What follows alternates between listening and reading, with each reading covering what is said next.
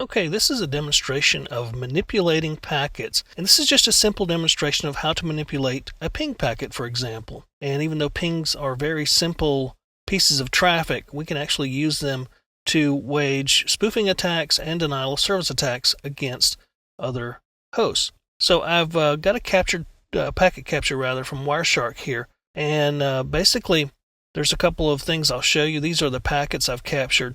We have a couple of ARP requests here, and sometimes if there's no ARP information in the ARP table of the host, when you do a ping, for example, first it does an ARP resolution. So we have an ARP broadcast out here to the destination MAC address, and this is all F, so that means it was a broadcast. And then you have the reply, the ARP reply here.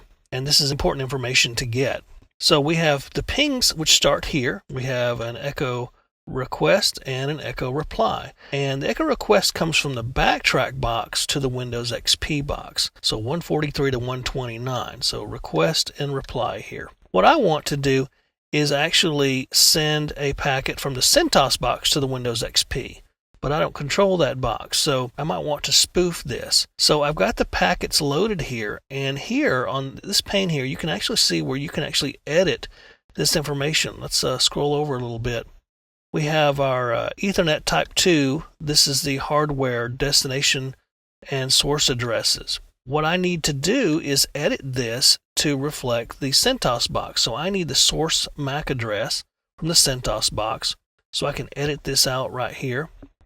And I happen to have that in a text document right here. And it is 000C29 BD92E8, and the first part of this represents the manufacturer. In this case, it's VMware. So we really need the BD92E8 because that's the only part that's going to be different. So BD92E8, we're going to change this here. It's going to allow us to edit this packet, BD92,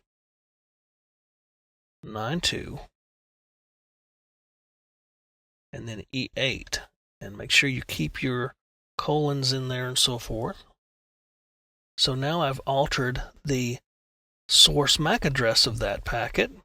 And what I want to do now is go down here and alter the source IP address. We're going to make this packet look like it came from 138, which is the CentOS box.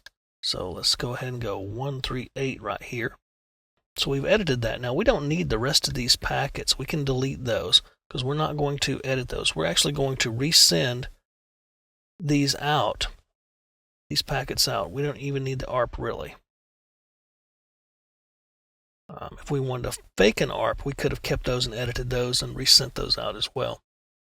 So we've got one packet we're really concerned about, and that's the source of the CentOS box and the destination of the XP box. Now we can send these out on a repeated basis, and what we can do is send all packets here out of the default adapter. Or we can come over here and click one of these cute little icons, and we can loop these. Okay, we can make this go. Let's make it go like 10 loops here, and we can send it out in a burst, which means there's no delay here, and so forth. I want to give my Wireshark time to capture this, so let's bump this up to about 20 to make sure we get some good captures here. So I'm going to start this. So we're actually going to resend this packet that we edited out on the network. Let's see how this works. So let's click Start, and I'm going to click Start over here and start our packet capture. And we've got some stuff coming out here. And it's very interesting as to how this is playing out. We're getting the replies back, but we're not getting the original requests. Why is that? Well, because they never originated from the CentOS box. So we're actually getting replies back that never got sent. So we have a bunch of replies here. If we break this down, we can actually look at some of the details of this here. So we have the source and destination. Let's go ahead and stop our capture here for a moment. Our source and destination columns here. Basically, this is telling us that 138, the CentOS box, pinged the 143, which is the Windows XP box. And of course, the Windows XP box is going to dutifully reply. So we could have edited any other thing about that packet if we'd wanted to. And this just kind of shows you that in more advanced applications, let's say a TCP packet, we could edit the flags selectively and change them to different settings. We could also actually alter the destination address and make it look like this was going to the broadcast. So we can actually wage an attack by sending a ping packet, an ICMP packet, to the broadcast address. And if we did this, that would actually get sent to 163.255. And if we made it look like it came from the CentOS box, all of those boxes would reply back to 138. So if you were sitting on 138, you got a bunch of replies back. So think of how many replies back you'd get if this had been sent to the broadcast address and all, let's say 100 computers had replied back to this 138. It conceivably could have knocked it off the network.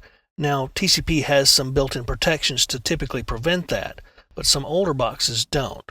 So this is a demonstration, just a quick demonstration of very simple packet manipulation. All we manipulated was the source address of the ping packet to make it look like another source had sent it.